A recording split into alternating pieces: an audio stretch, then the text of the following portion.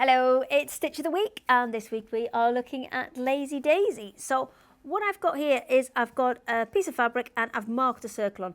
You wouldn't maybe mark yours quite as dark as this. It's just so you can see better when we're demonstrating on camera here. So from there, what I would actually do is mark on how many points that I want and also mark the center. So I'm just going to quickly grab a pen. Center is going to be about there. And then I'm going to put 6 points on my Lazy Daisy. So I'm going to do top and bottom. And then you can measure this out properly rather than just guesstimating it, which is what I'm doing at the minute. Not quite even, but it's going to be close enough. I might move that one along a little bit. There we go. So for this, you come in at the centre,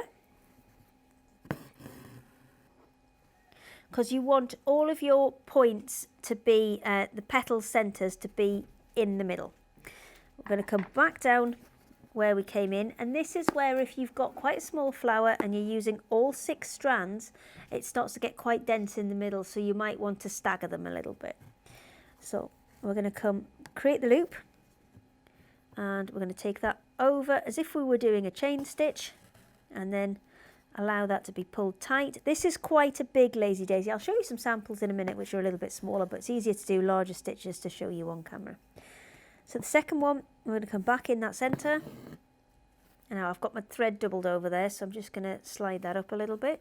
There we go.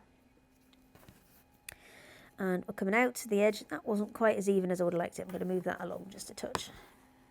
Oh, that's not what I want to do. I'm going to start that again. Actually, no, I'm not going to start it again. I'm going to show you how to correct it if you do something wrong, which I think is a far better idea.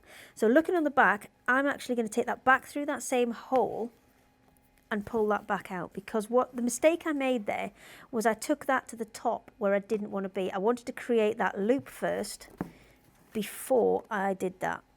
So I'm going to put that there, take the loop over the top, pull it tight, and pop it back down. Now you don't want to pull these too tight. That's probably a little bit too tight there. There you go, because they want to have a little bit of shape to them. So back to the centre, in and out to create the loop, back up and take that over the top. So you would just continue round with that same technique, adding more and more petals in, and you can have as many as you want. You can have 6, 8, 12, as many as you wish, and what you can also do is put smaller ones in between them to build that flower out. And if you're going to do that, I would actually come in with a slightly different colour. Just pop a quick knot in the end of there so I don't lose that. There we go. And I would come in just a fraction from where, because if I keep going right in that centre point, it's just going to get thicker and thicker and more dense, and I'm not going to be able to get to the centre of it. So if I just come out a little bit, and perhaps I don't want these petals to be quite as long,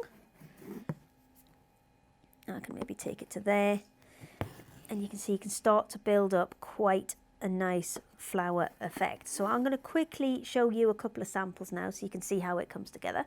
So there's 2 here. This one uses the Lazy Daisy. There are all 6 petals in here, but some of them have got 2 layers round. So you've got the pink ones around the outside, and then those kind of more burgundy colour ones in the inside. And you can see with that I have just kind of staggered the start points a little bit, so you're not really getting that really big thick knot in the centre.